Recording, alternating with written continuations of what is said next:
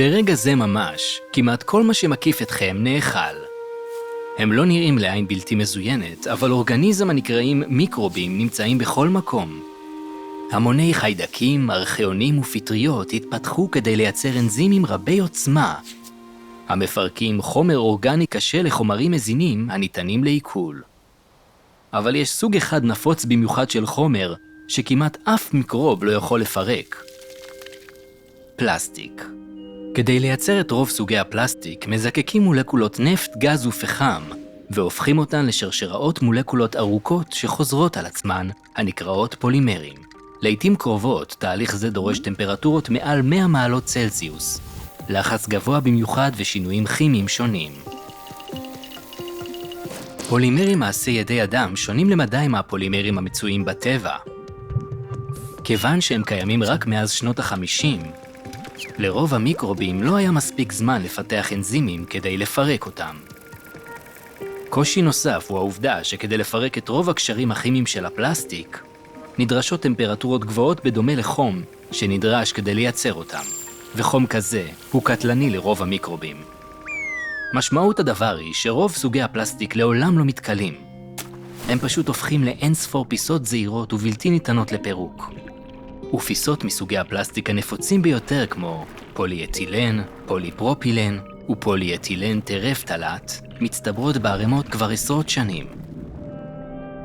בכל שנה מייצרת האנושות כ-400 מיליון טון נוספים של פלסטיק, ש80% ממנו מושלכים כפסולת.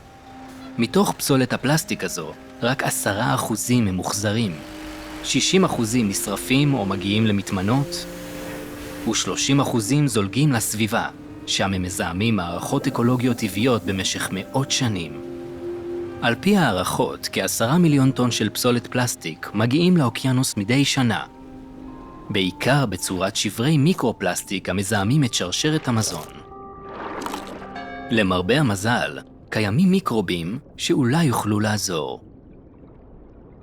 ב-2016, צוות חוקרים יפנים שדגמו משקע במפעל למחזור בקבוקי פלסטיק, גילה את אידיאונלה סקיינסיס 201F6. חיידק זה, שלא התגלה לפני כן, הכיל שני אנזימים המסוגלים לפרק באיטיות פולימרים של PET בטמפרטורות נמוכות יחסית. חוקרים בודדו את הגנים המקודדים לאנזימים אלה המפרקים פלסטיק, מה שאפשר למהנדסי ביוטכנולוגיה אחרים לשלב ולשפר את השניים, וליצור אנזימי על שיכולים לפרק PET עד פי 6 מהר יותר.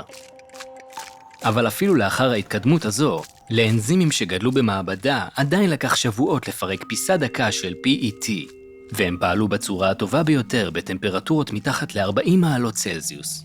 עם זאת, קבוצת מדענים נוספת ביפן חקרה אנזימים חיידקיים שהסתגלו לטמפרטורה גבוהה, לדוגמה בערימות קומפוסט. ובתוך ערימה חמה במיוחד של עלים וענפים מרכבים, הם מצאו רצף גנטי של אנזימי פירוק רבי עוצמה, המכונים קוטינז של קומפוסט עלים וענפים. באמצעות מיקרואורגניזמים הגדלים במהירות, חוקרים אחרים הצליחו להנדס גנטית כמויות גבוהות של אנזימים אלו. ואז הם בחרו ושיפרו וריאנטים מיוחדים של הקוטינז, שיכולים לפרק פלסטיק PET בסביבות המגיעות ל-70 מעלות צלזיוס. טמפרטורה גבוהה שיכולה להחליש פולימרים של PET ולסייע בפירוקם. בעזרתם של אנזימים אלה ושל מקצוענים זעירים אחרים, עתיד מחזור ה-PET נראה מבטיח. אבל PET הוא רק סוג אחד של פלסטיק. אנחנו עדיין צריכים למצוא דרכים לפרק את כל הסוגים האחרים, כולל פוליאתילן ופוליפרופילן, שמתחילים להתפרק רק בטמפרטורות מעל 130 מעלות צלזיוס. נכון לעכשיו, חוקרים עדיין לא גילו מיקרובים או אנזימים חזקים מספיק כדי לעמוד בטמפרטורות כאלה. אז בינתיים, הדרך העיקרית שלנו להתמודד עם סוגים כאלו של פלסטיק היא באמצעות תהליכים פיזיקליים וכימיים עתירי אנרגיה. כיום, רק חלק קטן מפסולת הפלסטיק יכולה להתקלות באמצעות מיקרובים.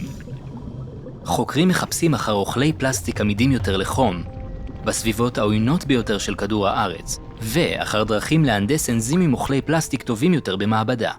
אבל אנחנו לא יכולים לסמוך רק על העוזרים הזעירים האלה שינקו אחרינו את הבלגן.